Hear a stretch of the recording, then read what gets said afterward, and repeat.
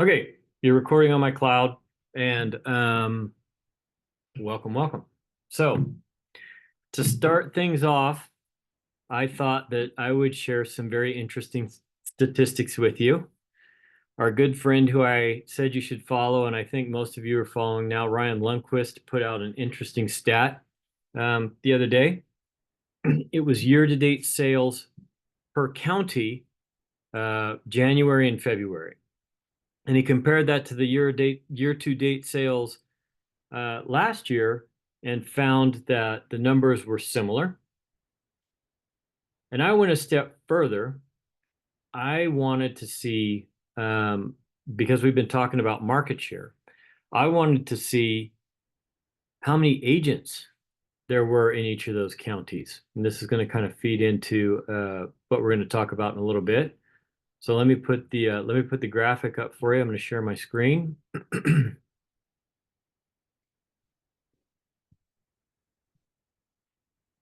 And we'll take a look at it.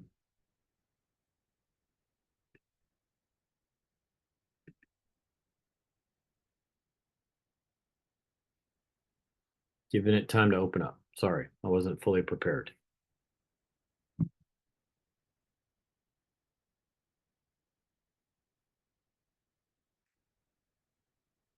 All right, so here we go. We got ourselves a graphic. I got to move boxes around. Sorry, guys. So what we're saying is that we're looking at the county, the transactions year to date, the number of agents in that county. That's an estimate. Okay, there's no way to know for sure because some people don't subscribe to the MLS. Some people don't practice, but it's a good solid estimate of the number of agents per county. And then we break it down to how many agents are there for every transaction that's processed in those individual counties. I was a little surprised. So Placer County, I picked Placer County first because that's where I live. Year to date in February, there have been 485 transactions processed. There are 7,713 licensed real estate agents in Placer County, meaning that for every transaction there is available, there's 15, almost 16 realtors available. Okay. Sacramento County, this one really surprised me. The transaction count didn't surprise me, 1,195 transactions. The number of agents surprised me a lot, 7,323 and 6.1 agents for every transaction available. Nevada County, 106 transactions year to date, 1,521 agents, 14.3 agents per transaction. El Dorado County, 197 transactions year to date, 1,300 agents, 6.6 agents, or excuse me, agents for every transaction. You total it all up, just under 2,000 transactions, just under $2 billion in sales transacted already in January and February, a total of almost 18,000 agents. And in our 4 primary counties of business, there's 9 agents for every real estate transaction available. So what does that mean? First of all, before we go any farther, any big surprises there or head scratchers there for you guys? You guys have the power to unmute yourselves, so please do if you want to do that and say something. But anything to add or any comments on the data? Is it surprising? Is it not surprising? What do you think about that? Or jump right on ahead and tell me, what does that mean? Or what should it mean for us? I'm really surprised there are more agents in Placer County than there are in Sacramento. I did not know that. I was absolutely shocked. I will agree. I will agree. After I sat down and thought about it for a while, I said, well, actually, I'm really not that surprised. But when I first pulled the data, I was extremely surprised. I agree. And what that does to to that ratio between transactions available and agents to process those transactions, the difference between Placer County and Sacramento County, it really blew me away. I would have thought it was the other way around. I really would have. Well, that would mean also if you're doing transactions in Placer County, you are something else. You're doing really well. Right. Yeah, you're doing really well. Yeah. Anybody else? I was gonna kind of say the same thing. I mean, I had no idea there were that many agents in our area. But also, I mean, what it means for us is that we really have to be standing out. Yes, absolutely. Going to dig into that a little bit deeper. But yes, that's the general message from all of this data. There's a lot of competition out there for us. There's a lot of people vying for the same amount of business. Now, and the other thing that this doesn't consider, guys, is how many of these agents work multiple counties just like we do? Right? So let's say you have a transaction in Placer County. You're not just competing with 7,713 Placer County agents. You're also competing with all the people in Sacramento that want to sell real estate in Placer. Same could be true saying, any combination of those counties, really. Nevada County didn't surprise me at all. You guys probably know I used to live up there. I had an office up there. I was there for quite some time. It's always been a huge joke in Nevada County that there's more realtors and contractors in Nevada County than anywhere else in the country.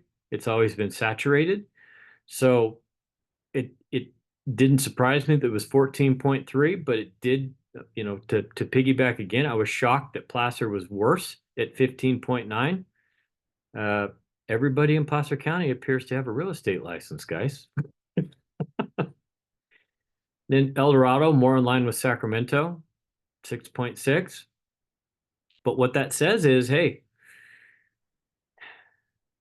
number one, if you're doing any, and this data is, if anything, there's fewer agents now than there were a year ago, right?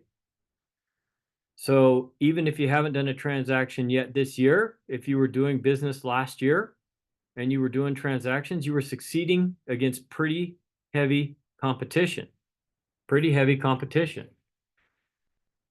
In order to keep doing business, you know that you've got a pretty big chunk of competition to deal with. It's probably the most competitive industry that exists, except for maybe contracting and home improvement. There's always a ton of those. So what that means is, what I'm landing with on, or the big takeaways I get from that are, number one, and if you saw my Facebook post today, this was the genesis of all that. I started thinking, all right, how do we get rid of some of these people? Like, how do we purge some of these people away? And I thought, hey, I know. If you made it more expensive to hold a real estate license, you would get a lot of the people that, are kind of on the fence about doing real estate or whatever. You would get them out of the industry if you made it prohibitively expensive. So that's why I asked the question that nobody answered, which was, would you pay more? Would you pay more in dues? Would you pay more to NAR? Would you pay more to Metrolist? Would you pay more to PCAR? Would you pay more if it would eliminate 25% of your competition? Would you be willing to pay a higher fee to purge the industry? Anybody got an answer on that? Since nobody would answer it online, we can answer it here in this safe space. Don says yes. You absolutely pay more. Steve says no. I'm not paying another dime. Brendan, what'd you say? It would depend on how much more, I think. I'd have to see a risk reward type of scenario there. Triple. I'm going to say triple. Triple for 25%? For a 25% reduction in agent pool, would you pay triple the fees that you pay right now? After the stats you showed, I probably would. In your county, though, no, probably not. 25% is not enough. No. Still leaves 6,000 of those bastards out there. Yeah, no, it's not enough, right? Anybody else? Jess, yes or no? I'm moving the chat box around so that I can see your guys' answers. Would you pay more? No. Oh, that's a big no. All right, that's a multiple no. Michael. would you pay more to clip off some of your competitors? Man, if I have to, I think I can. I think we can clip them off without paying. You're I going to think we clip can them beat off them another anyway. way. Yeah. Your way involves felony prison time. Bran, are you on a treadmill? Yes, I am. Okay. In the middle of that, would you pay more to eliminate 25% of your competition? I don't think so. I think they'll eliminate themselves. Mm-hmm. Good point. Good point. The other thing that it means, guys, is that we have to have an exceptionally high and noticeably high difference in professionalism, right? Because at the end of the day, given choice, I think people will choose the person that they think has the best chance of giving them a successful result. It's a fancy way of saying they're going to choose the best agent, right? I think that means your professionalism has to leak out everywhere. There is very little opportunity for you not to have that mask on, that professional mask on, that professional appearance. You got to think about that in the stuff that you're promoting online. You got to think about that when you're leaving the house, right? Now, I'm not saying you have to go out geared up for real estate when you're leaving the house, but I mean, maybe your Sunday or Saturday grubbies are a little bit nicer than they used to be, right? Because you never know when that conversation's going to come up. I think you have to constantly be setting yourself up um, as a standout. I think the way that we respond to people establishes professionalism. For example, if you get an inquiry, I think you have to respond, and we've covered this before, I think you have to respond so quickly now, right? You can't keep these people parked in your inbox, whether that's your text mail inbox, your Gmail inbox. If they drop you a voicemail, you've got to return that call, or you've got to text them and say, hey, I got your voicemail. I'm locked up in meetings until 1:30. I'll call you right after. You've got to over communicate.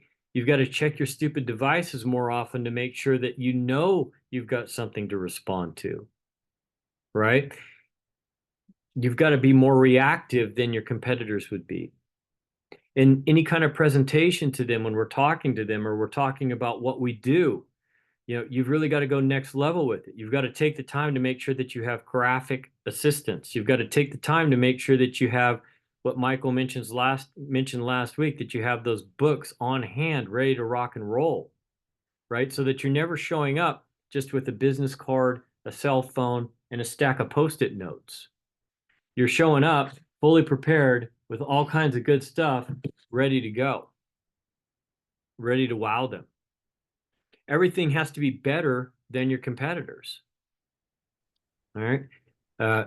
Anybody got a comment on that or want to talk about that at all? I want this to be interactive because this is entering into a season that's improving marginally, not as much as I hoped it would improve so far, but it is definitely improving marginally. And the evidence keeps popping up from that everywhere, literally everywhere. Okay. I mean, out of the blue, what was it? Dawn, 48 hours ago, Dawn calls, goes, hey, how's it going? Oh, it's going pretty good. Dawn, how you doing? Great. Got another listing. You got time to go down on Thursday? Yep, sure do. Right. So stuff is happening that wasn't happening before.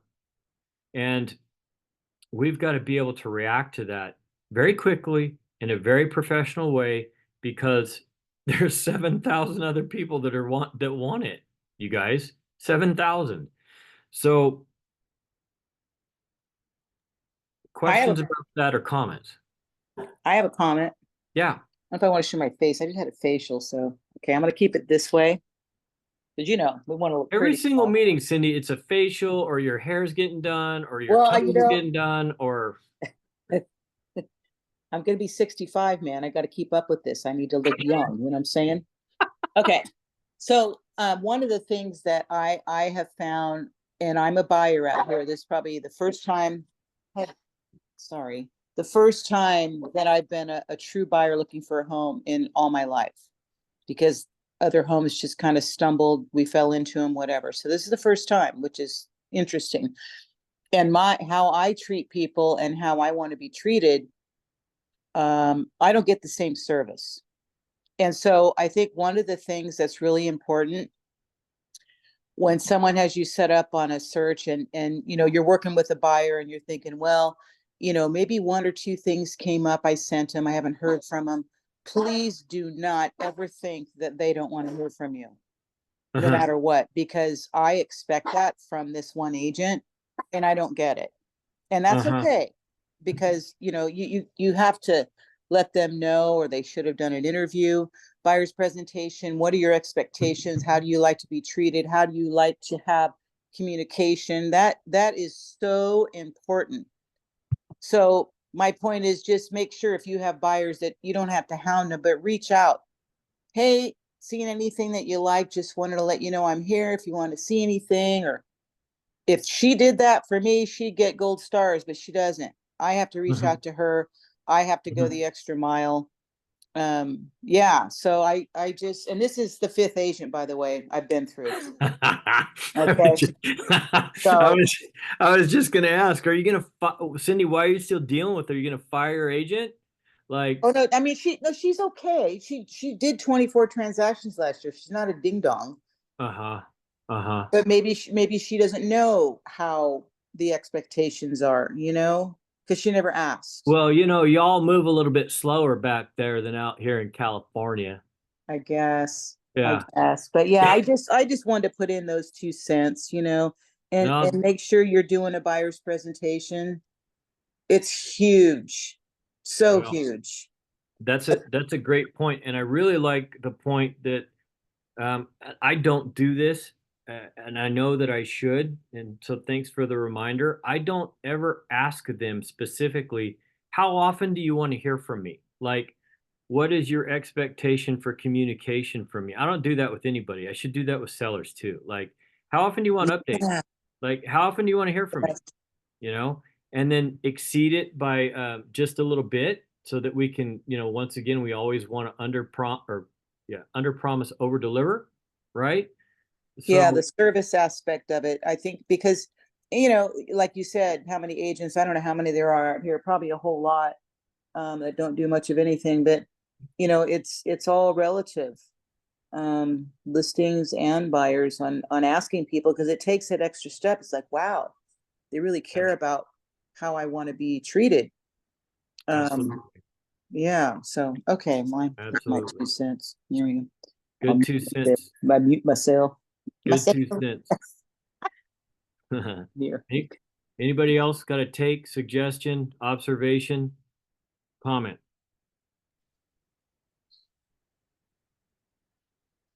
Okay, let's go to the next topic. Can we agree then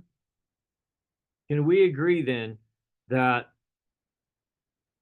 there is a limited amount of business for a fairly unlimited amount of people?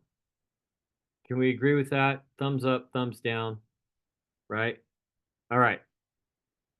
So stay with me here. All of you are working at any given moment a series of plans, right? We've all got plans. We want to prospect for business this way. We want to make some phone calls or some text messages this way. We want to communicate more with our sphere or potentials by email. We want to do more posting on socials or posting on Google. Everybody's got that going on a regular basis. Yes? You with me? Okay. How many of you are like me and say, I've got this great plan. And the plan is going to involve A, B, C, and D. And you'll just toil and toil and toil and work and work and rework and build a spreadsheet or 6 and write a script or 24 or whatever. And you're just really, really working to make sure that you have this really good plan so that when you launch the action, it's just effing perfect. How many of you are like me and you fall victim to that madness? Nobody. Brendan, you better have your hand up. Yeah, okay. I mean, there's more of us than there are of the other kind. And once again, this is not my idea or commentary. This is absolutely stolen from the master, Keith Robinson. We have got to ditch that thinking immediately. All right, immediately. Number one, it slows our response to anything, or it slows our start to anything, right? You don't have to have a perfect plan. This is mine. You don't have to have a perfect plan. What you have to have is a perfect effort of execution, right? You have to start. You have to take action. You have to make movements towards what you're trying to achieve. If you wait for your plan to be perfect before that gets done, it's never going to start. Okay? It will never be perfect. That's like the people that say, we're waiting to have kids until we can afford them. That will never happen. Okay? You will never be able to afford them. All right? You can't hold off on your marketing plans or your business plans or your prospecting or your recruiting or whatever it happens to be until you have the perfect plan, until you have the perfect presentation, until you have the perfect script, until you have the perfect graphic. You can't wait. You have to just start. You have to have a bias for action rather than a bias for planning. That will earn you more business and improve your quote unquote plan at a much more rapid level than if you were to plan it organically. I'm gonna prove myself right. Okay. What is the absolute best way to refine your plan? What is the absolute best way to find the weak spots in your plan and to take action to correct them? Test Yeah, it. execute it. Test it, execute it. You're getting there, you're getting close. What's the best way to find out how something's working? Do it. To fail. Do it to fail. You go out and you screw it up, right? You go out and you screw it up, you make a mistake, you make yourself look silly, and you go, but geez, I don't want to do that again. So let's tweak the plan, or let's tweak the presentation, or let's tweak the script so that I don't look stupid again. Okay? I'm using the word stupid, but here's the truth of it. Nobody thinks you look stupid. Only you do. Only you do. How much productivity are we giving up or leaving on the table because we are planning? And please don't misunderstand me. I'm not saying, hey, just go out and shoot from the hip and never have a plan. That's not what I'm saying. Okay. What I'm saying is, if you're like me, you will spend hours and hours and hours and hours and days trying to create the plan, refine the plan, rethink the plan, illustrate the plan, have supporting documentation for the plan, etc., etc., etc. And the next thing you know, a damn month's gone by and you haven't executed anything. Okay? Save the pain. If a month goes by, how much opportunity did you lose? Can you make that opportunity up by having the perfect plan? I'm going to go as far as to say, no, you cannot. Okay? If you waste 30 days, and I don't mean it like planning is a waste. That's not what I mean. If you give up 30 days focusing on planning and you lost 5 opportunities, your perfect plan is not going to get you those 5 opportunities back. Right? It's not coming back. And you're not good. Your perfect plan is not going to increase your ratio of opportunity to make up for those 5 over the next 12 months. I highly doubt it. You just gave them away while you were waiting. All right? What are the things that keep us from acting?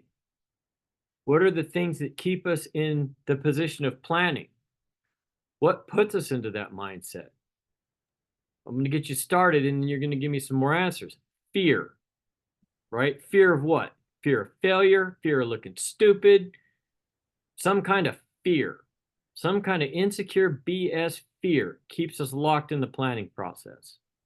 Fear it's not perfect. Fear it's not perfect, right?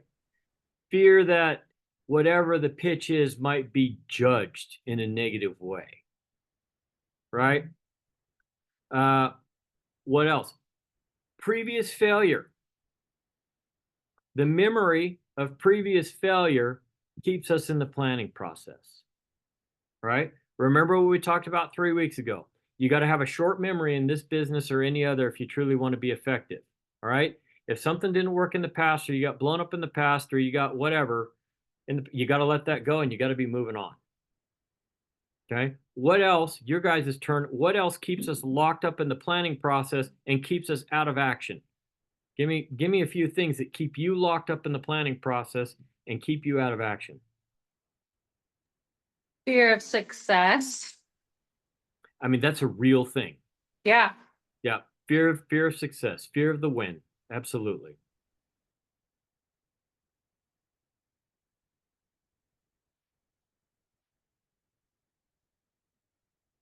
Anyone? Other Fuel. distractions. Distractions.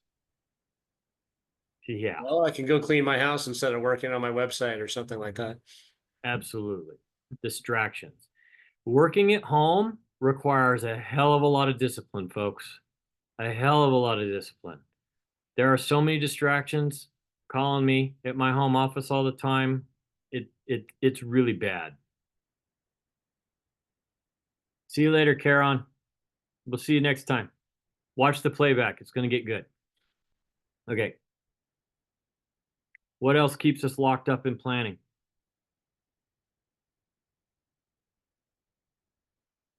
Brandon, what keeps you locked up in planning? I think the big one is the fear it's not perfect or good enough to roll out. I mean, I think you nailed that one for me. That's a big one for me. Mm-hmm. That's the biggest one for me, I think. Looks pretty good, but we're not quite there yet. We've got to do Yeah. some more tuning before we launch this thing. Yeah, this thing, it's going to work if we just make sure it's perfect, right? Uh-huh. And then most likely what happens is it doesn't matter either way. It's either going to work or it's not. I mean, it's not going to be, like you said, it'll probably never be perfect. Right. So I think you really nailed it when you said the fear that it's not going to work unless it's perfect, meaning, or excuse me, you said it's going to work if it's perfect, meaning you're afraid it's not going to work if it isn't perfect, right? Okay. Yeah, which we know is crap, but that's a real thing too. Steve, what keeps you locked up in planning?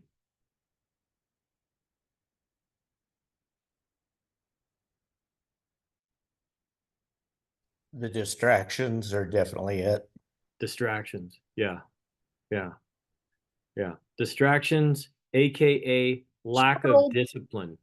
I always tell myself I have a lack of discipline. If I'm allowing myself to be distracted, if I'm allowing myself to do other things, if I'm allowing other things to come in and take me off the game, I always relate that to the fact that I'm not being disciplined in what I've decided is important. Also giving yourself a hard deadline. Just saying, I'm getting this done tomorrow by 1 o'clock, no matter what. And if it's done, it's going out. If it's not done, it's going out. Okay, gotcha. So when you say I want to do this, you at the same time establish a deadline for yourself, do or die. And it's But going out otherwise, at 1 you just gotta o'clock. go, oh, I'll work on it a little. Oh, I don't really have to get it out until another week or two from now, so I'll just procrastinate. And Got it. I but you can like get a that. lot more done if you just go, I've got an hour to get this done. Go. I like that. I like that a lot. Yeah, I was going to say excuses. That goes right along with it. Is you make excuses for why you can wait instead of giving that deadline. Uh-huh. Uh-huh. Jess, what keeps you what keeps you in planning and out of execution?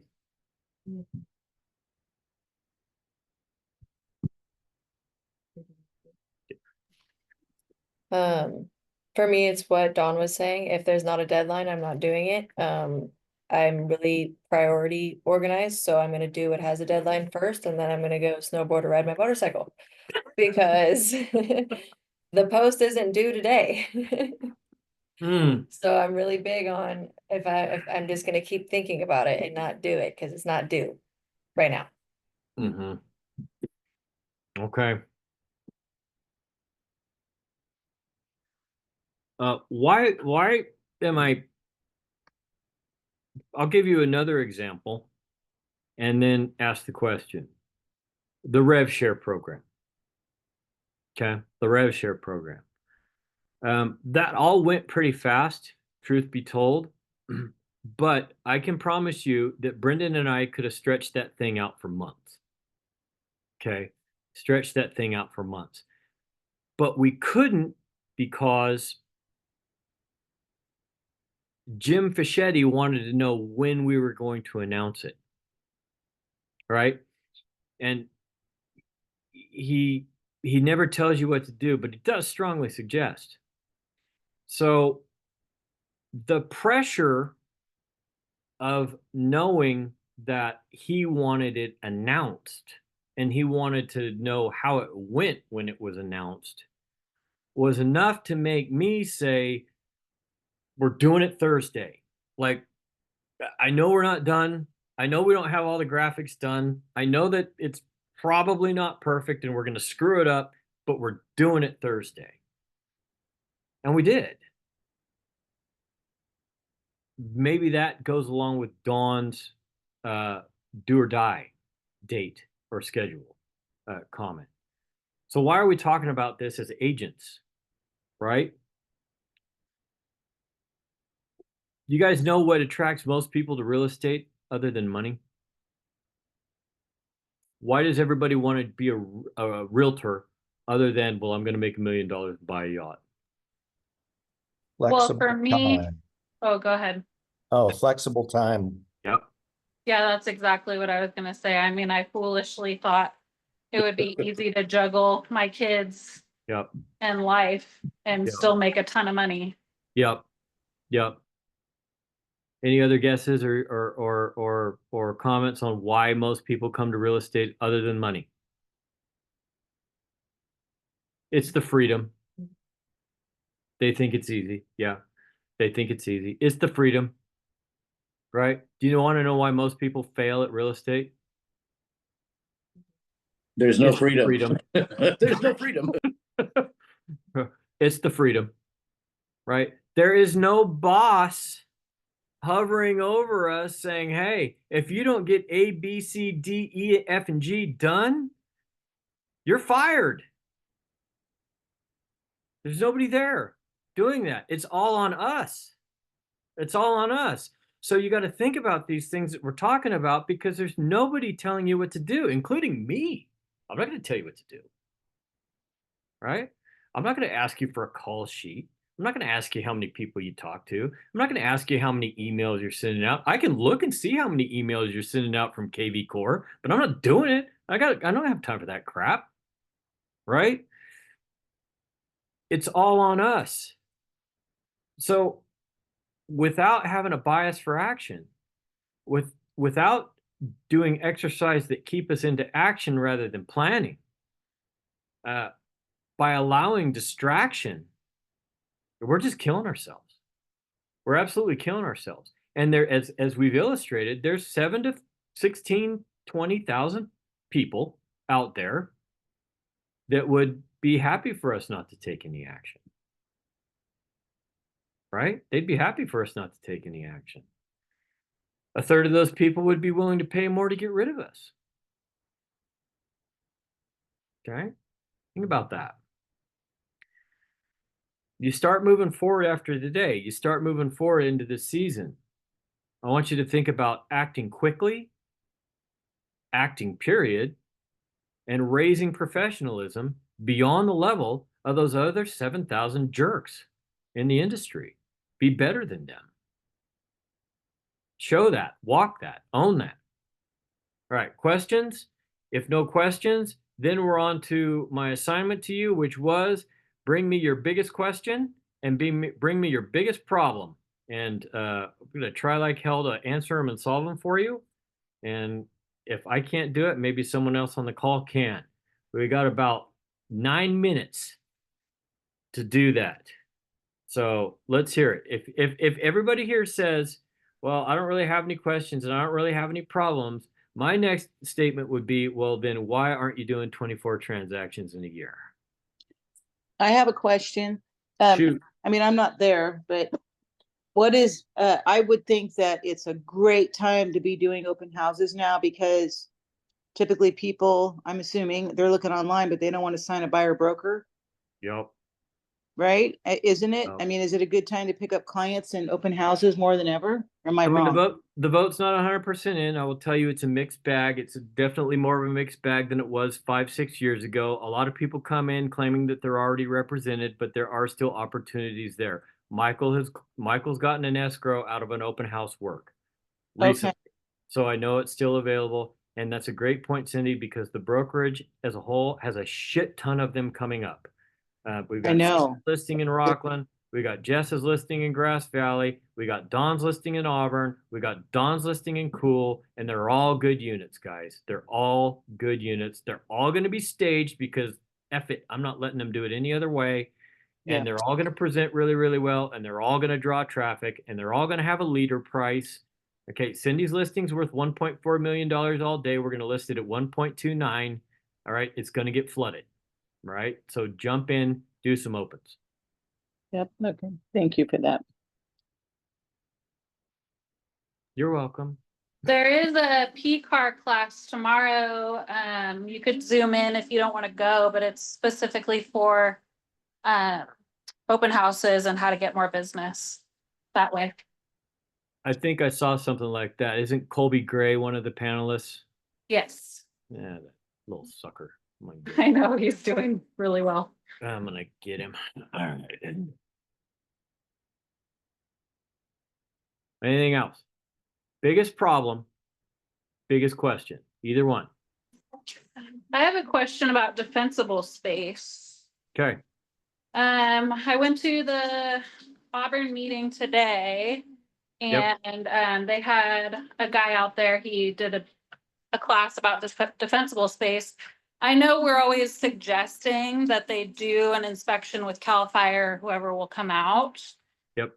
When you're listing a property, but he mentioned that it's now a law, like a point of sale type of thing. So I don't know what we need to know or what we need to be advising our sellers to do. So that's a great question and a great point. It is a point of sale requirement. However, you can still get around it at this point by the way that you fill out the FHDS disclosure. Was it the home fire hardening defensible space disclosure? Okay. On that disclosure on page 2, there is a couple of questions and you have to answer yes. This is in an area where fire clearance is required to transfer the property, and then you can still say no, the seller's not going to do it, right? So you can disclose your way around it and not actually have to do it because there is no enforcement. But if you don't do those two things on that disclosure, you could have a problem. Okay, so same type of idea as far as like the freestanding wood stove. You just kind of disclose it and put that on the buyer. Yep. Say, we know it's wrong. I mean, and a lot of times, the property passes the AB 38 anyways, but in the event that it doesn't pass the AB 38, you can get around doing any of that work by the way that you fill out the disclosure. Sorry, Carr, if you're listening in on my conversation, it's true, and I know you don't like it. Brendan. Now, so I may be wrong about this, but I believe it also is defined on the NHD. If you're not in a high fire zone, you do not have to do that inspection.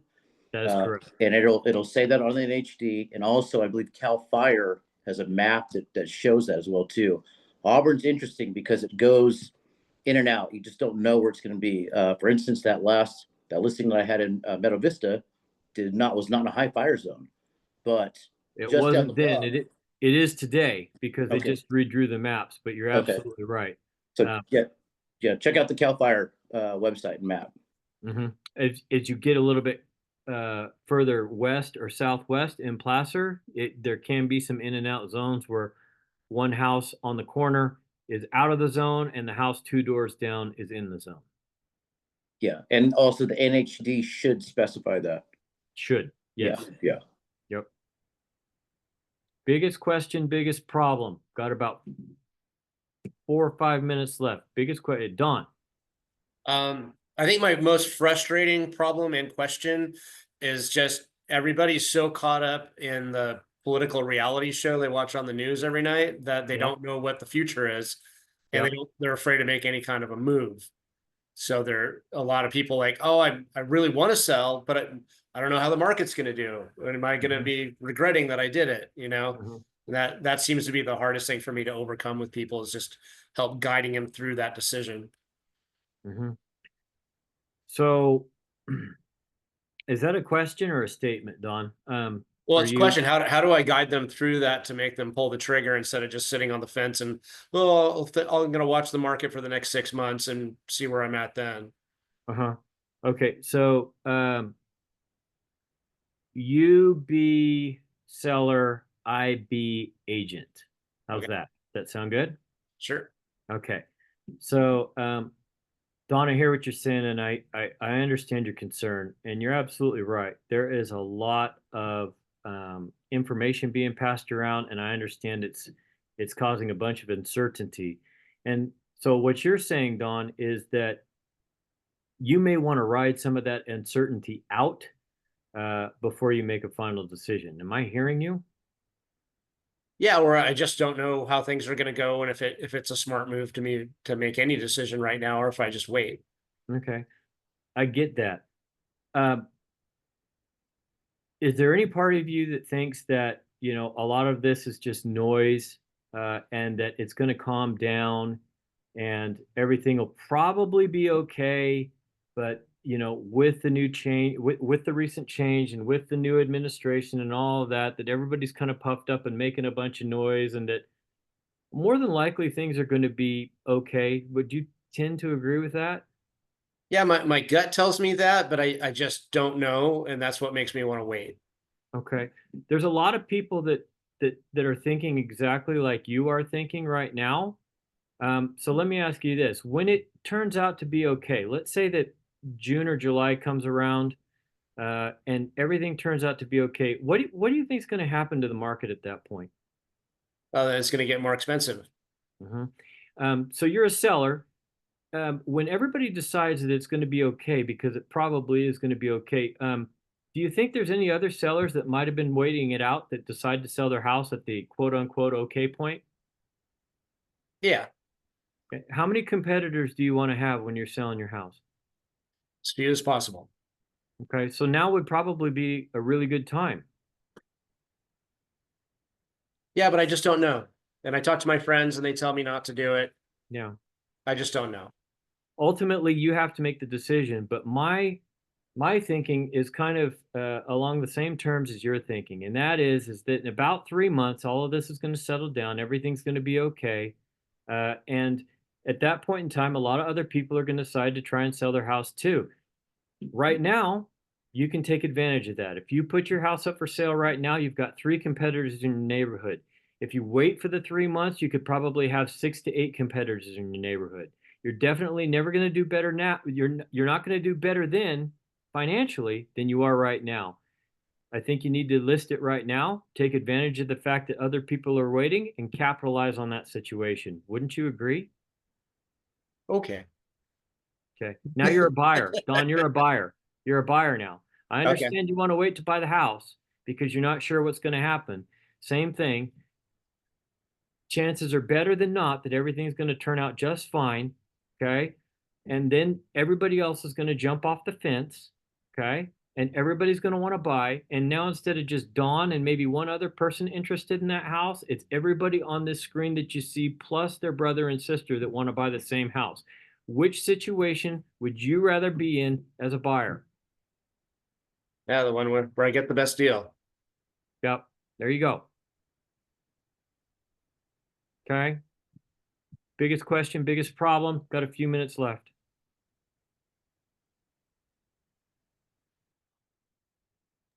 Nobody. Give that same talk to Sacramento County, please, all of them. Right. No, you give that talk. Okay, fair Yeah, enough. you fair know, enough. like, you know, I'm not minimizing. I understand that it's all fun and games here on Zoom and we all know each other and you know, I can make myself look like a superstar salesperson or whatever else. It's not that easy in the real world, and I fully acknowledge that, right? Like people in the real world are a lot more stubborn than Don was on Zoom. Okay. And they've got a lot bigger concern than Don did on Zoom. I think you just have to like approach it calmly and you have to keep hitting the same key points over and over and over and over again and get them to try and shift their thinking like maybe I should listen to the expert rather than the neighbor. Okay. Rather than the neighbor. And keep in mind, guys, you have data to back up what you're saying. You absolutely have data to back up what you're saying. You can show that properties are still selling over list price. You can show what the level of inventory is, and you can tell them that when things are okay, that level's probably going to double because it's true. All right. You use the numbers to your advantage. The past 3 listing appointments that I've been on, okay, they all have this. We're using the numbers, guys. We're using the numbers. They're like, Damian, I think your plan's insane. I don't like you. And I'm like, look, don't take my word for it. Take the data. Take the data's word for it. The data tells you that if you do it the way I'm telling you to do, you're going to have success. The data also tells you that if you don't do what I'm telling you to do, you're going to be screwed. Okay? Don't just believe me. Look at the data. Okay, look at the data. Cindy and I had a doozy the other day on Zoom. Woo. I was just gonna say, you know what, Damian, you are just phenomenal, phenomenal as a broker, as a coach, all of it. And if it wasn't for you on that Zoom appointment, it would have been listed at the wrong price. He did fantastic. Thank you, Cindy. I think I had 10 words and I was good with that, right? Seriously.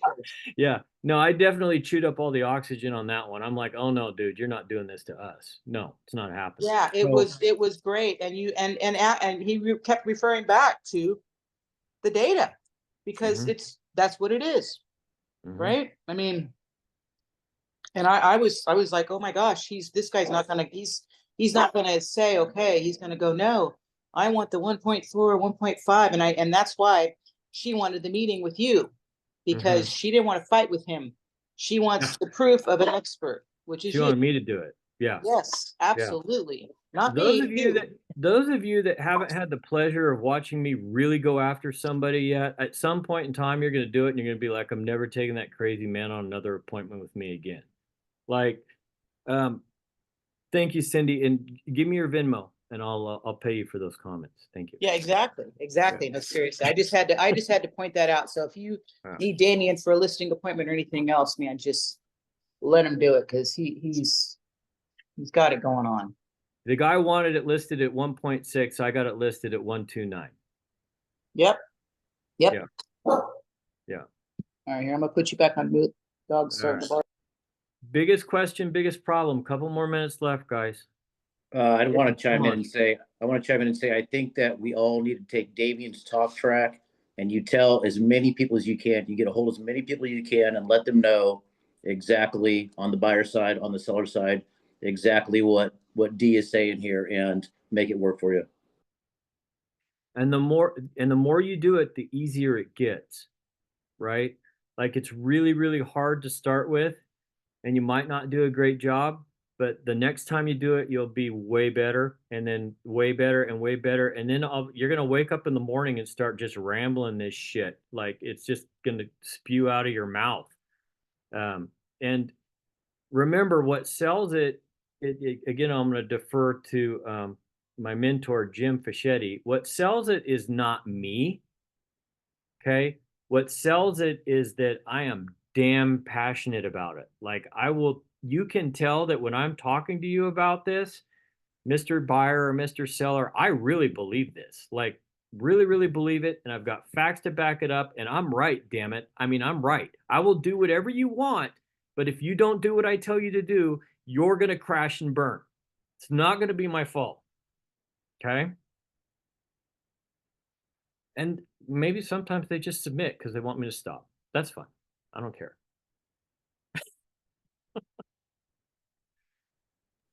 Did you train Anybody else? kids?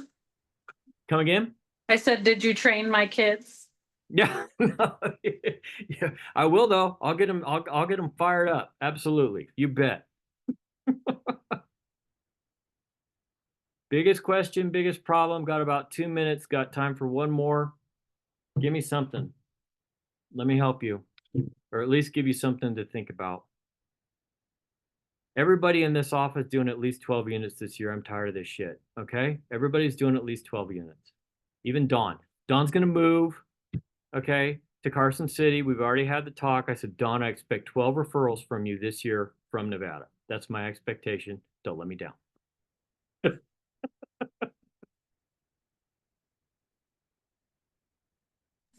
Okay, here's one. I've been saving expireds and Yep. going through them. Yep. I mean, I know what to say to people whose marketing sucked. You know, your pictures sucked. I didn't find your house anywhere. Yep. But what do we say to the ones that, I mean, I looked at a couple where I was like, their agent actually did a good job, in my opinion. So Yep. what do we say to those to get those listings? I'm going to channel my inner Keith Robinson. He's got the best expired speech I've ever heard. Okay. And it goes like this. Look, first of all, Mr. and Mrs. Seller, I want to apologize to you on behalf of the entire industry because we let you down. You trusted us to take your house to market and sell it for you and do a good job for you, and we let you down. And you probably didn't hear from us any time that we were doing that. We were supposed to be doing that. And now that you're listening to Expired, you're hearing from all of us. So I'm going to tell you right now, I'm sorry. And I'm going to tell you right now, I want to work with you to figure out a way to get it done. He says it works every time. That definitely interrupts the pattern of what they're expecting. Interrupts the pattern of what they're expecting and what they're thinking. All right, Yeah. Jessica has one. Ready? If I can Go. jump in real quick on that. Sorry, Brianna. I got a stat for you because you know you love the math for the stats on the expireds. This is a Tom Ferry stat. 71% of expireds that list with the new agent sell. 52% of expireds that list with the same agent do not sell. So stick that stat in their face too. Love it. Love it. I'm not a Tom Ferry fan, but I like that one. Yeah, Hell sorry to interrupt. Yeah, no problem. All right, Jess, you're up. Well, I just want to add that I think that approach with the expireds also works because that's just going to have the person that's trying to sell their house just start talking about everything that went wrong. You don't have to ask them or approach or poke. That approach is just like, yeah, this is what happened. Thank you. Let me tell you all about it. And you're like, okay, cool. Now I know what to do. I don't remember what my question is now. Sorry. Sorry about that, Jess. That's all right. If it comes back to you, we're here. All right. That's it. It's 3:59. I've kept you a couple of minutes longer than I usually do. Thanks for being here. You know where to find me. Have a bias for action and go out and sell a shit ton of real estate. All right. We'll see y'all later.